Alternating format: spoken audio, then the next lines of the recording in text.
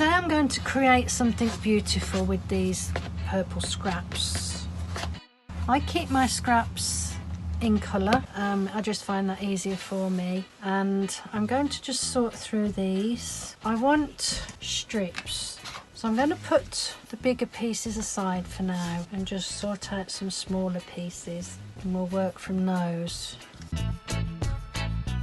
I'm going to cut them up because I actually want smaller than what I've got. I'm going to do smaller strips, and I want to keep the fabrics together. I've cut a piece of lightweight fusible non-woven interfacing, and this is what I'm going to use as my base fabric. And this piece of interfacing is 30 inches by 20 inches.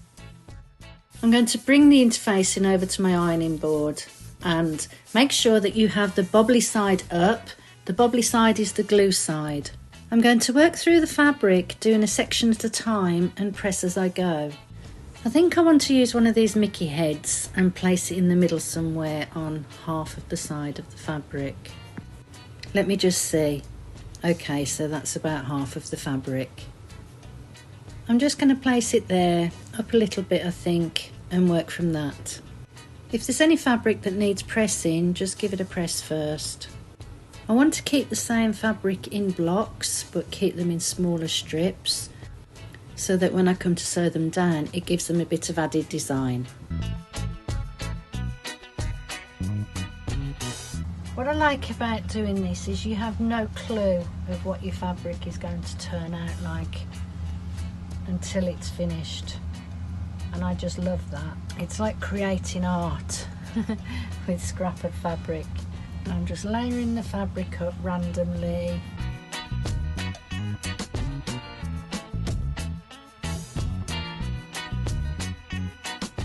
So I'm going to do some pressing just to get some of this stuck down. Don't touch the glue with your iron because it will make a big sticky mess if you do that. Because this is such a big piece of fabric that I'm making, I'm going to go over to the machine and sew down this section and then carry on from there. I've decided to use cerise pink thread for the top stitching on my fabric, just to give it a different look.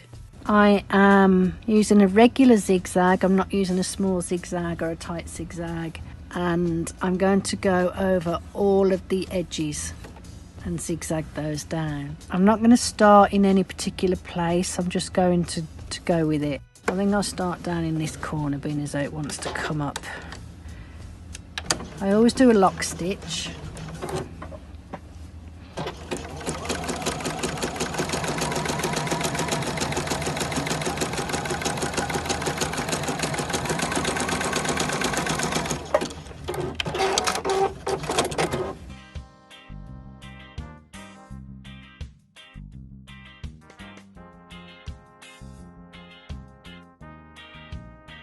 I'm just going to continue as I'm doing throughout this whole section. This is going to take some time. I'm just going to continue on the next section and work my way through the fabric, just repeating exactly what I've just done. So that's what it looks like from the front, and then that's what it looks like from the back. I find it really relaxing playing with the fabrics and creating just art. Creating patterns and shapes, and I have no clue how it's going to turn out until I get there.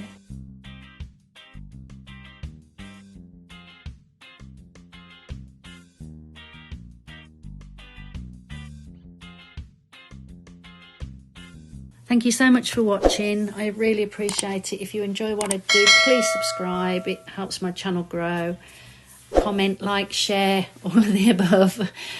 I've finished the fabric and it's a fairly good size. It's 20 by 30. I just absolutely love the way it's turned out. It is just so unique and beautiful and creative. But I've decided I want to make a yard of fabric. So that would be 44 inches by 36 inches long. And that's a standard quilting yard of fabric. So I'm going to show you how I add to this. I'll get another piece of interfacing, the same size, 20 by 30, and repeat that process all over again. But I'm going to leave a piece down the length and this is where I'm going to merge the two fabrics when I join them together. All I've done is laid the new interfacing down and lined up with this fabric, and I want to leave this section here so that I can blend the fabrics. These are the fabrics that I'm going to be putting in this blended strip, but I'm not sticking them down yet. I'm just seeing how the fabrics go together. I'm going to remove this fabric out of the way, and I'm going to work from these colours here. And as I stick, I just make sure that I leave all the edges free. I've decided here I want to put some frayed edge fabric.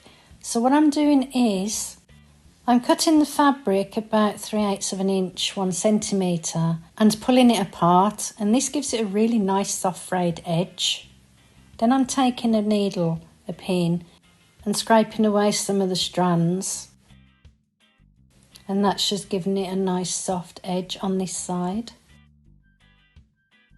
The other side you won't see because it will be underneath the one on top, so I'm just cutting away some of the long threads, and these will go on this piece over here.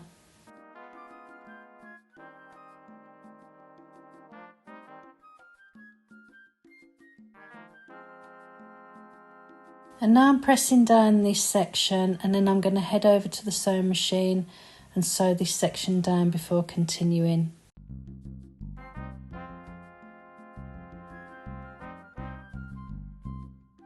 I have the two pieces and now I want to join them. Now I need to blend the fabric so that it doesn't look joined from the front. I'm using pins to hold the two pieces together before I go and sew them down. Keep cutting, pinning and sticking until the whole centre piece is covered. I'm leaving these fabrics whole, but once I've sewn it down, I'll add other pieces of fabric over the top of them to make them look more random. I just want to make sure that the two fabric pieces are well stuck together at the seam. I'm going to go and sew all this centre piece down so that the fabric is joined, and then I'm going to come back and we'll figure out what to do down the centre. I've joined that together and sewn it all down, and it's turning into a beautiful big piece of fabric. This big middle piece, I'm going to add some more fabric to it to divide it up and add a bit more shape. I quite like this one. I'm going to cut this down and put that there, I think. This is a piece from a previous project. I'm going to put that there and pin that down.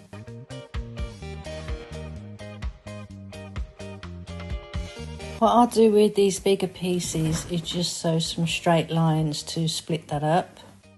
If you found holes in your fabric that you haven't quite covered the interfacing, that's okay, just put another piece over the top like I've done here. I've even frilled the edges of the patch, which just gives it a different look. I just love all the different textures. Do exactly what you want.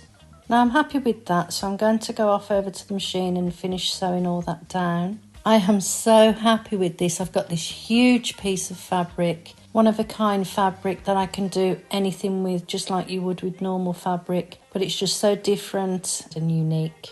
The measurements have ended up being 40 inches by 31 inches. With a full scrap box, I've got over a yard of fabric, beautiful fabric, and I still have a scrap full left. It's amazing. Yeah, I just love it. See what you can do. And I'm so looking forward to creating something with this.